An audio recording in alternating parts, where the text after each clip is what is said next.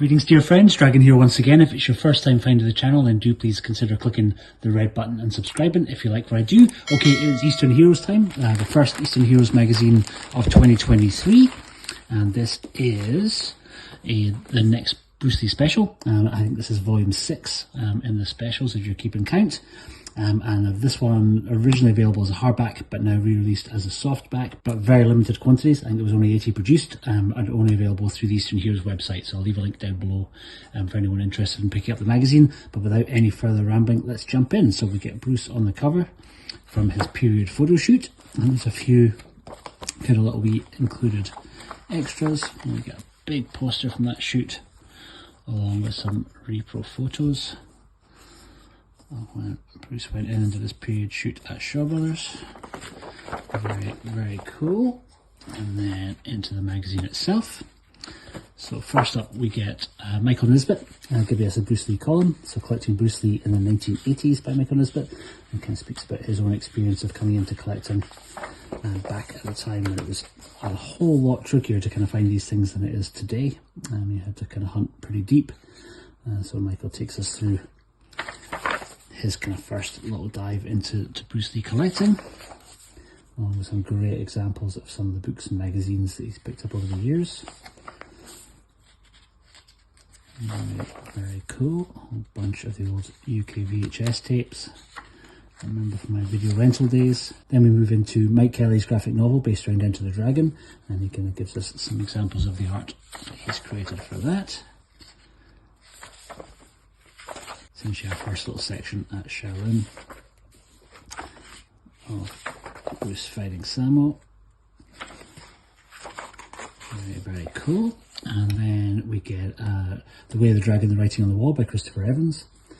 Taking us through various background graffiti that you may well not have noticed that's hanging around in the background of The Way of the Dragon. It's pretty cool. Then we move into They Call Him Bruce by Jeff Bona, looking at the various different actors who have all played Bruce Lee. So we get Mike Moe from Tarantino's Once Upon a Time in Hollywood. We get Philip Wang Long. We get Jason Scott Lee, maybe the most well known from Dragon Bruce Lee Story. We get Danny Lee. We also get Danny Chan, wonderful Danny Chan from Shaolin Soccer. We get Arif Rahman, Ho Chung Tao, Hyung Chen Long, Kim Tai Chung, Long Se Long, Stephen Am Kam Tong, David Wu Dai Wai, Zhang Daiyan, Mason Lee, bringing us right up to date. Mason Lee, the son of Ang Lee. And then we jump into Simon Pritchard's look at The Lowdown, so the show that Bruce did prior to going off and doing The Big Boss. And kind of looks at his work on Green Hornet, on Ironside, and brief cameo in Batman, and Marlowe, Longstreet, a few other different TV appearances that he did around that time. Then we get the full version of that Warrior photo gallery, doing all of his period style costumes. A very young Sambo there at the same time.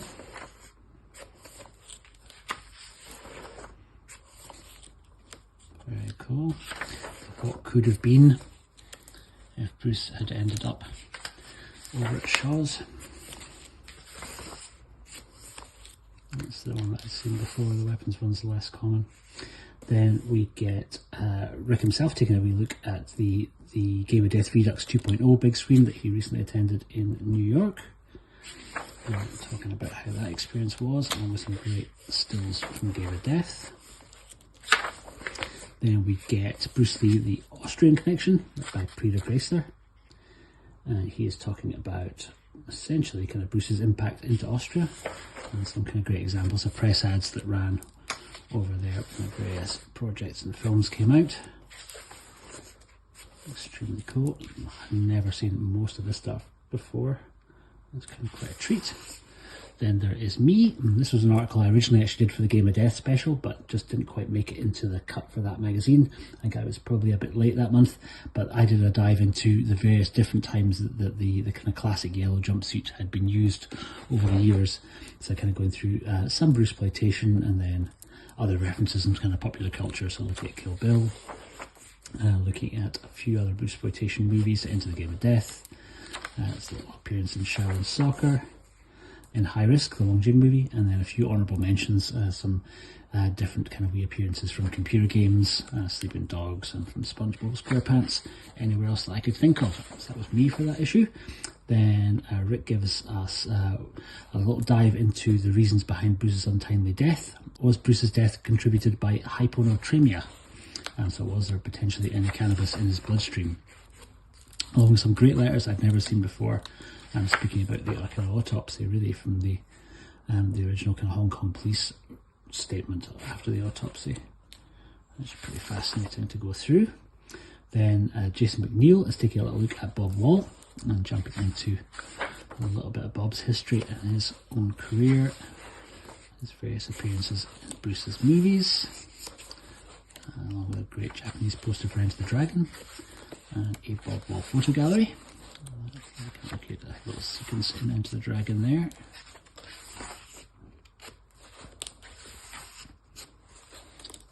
Very, very cool.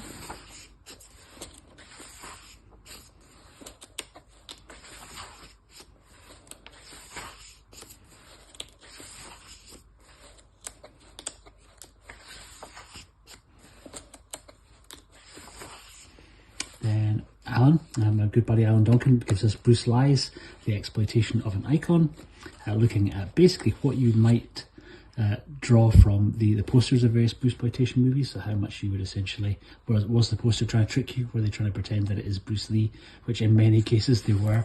And Alan's kind of given us some great examples of literally times when they really tried to kind of hoodwink the audience, with some kind of great posters from Alan's collection. End of the Game of Death. And we also have some other Bruce Lee movies. Bruce Lee versus Superman. Alan's articles are always an absolute treat. I look forward to diving into that. Then we get Bruce and Bo photo gallery. Again from Enter the Dragon. Looking at a couple of their little sections together. Then we jump into my other buddy, into Ron, talking about the time when Huan Ning Shik came over and visited London, with some great kind of photos from Ron's archive. He dives into his memories of that event. Ron's articles always very, very good fun. Kind of great to see Ron back in the magazine again. And then there's a wee photo gallery of Huan Ning Shik. Some of his work with Bruce Lee.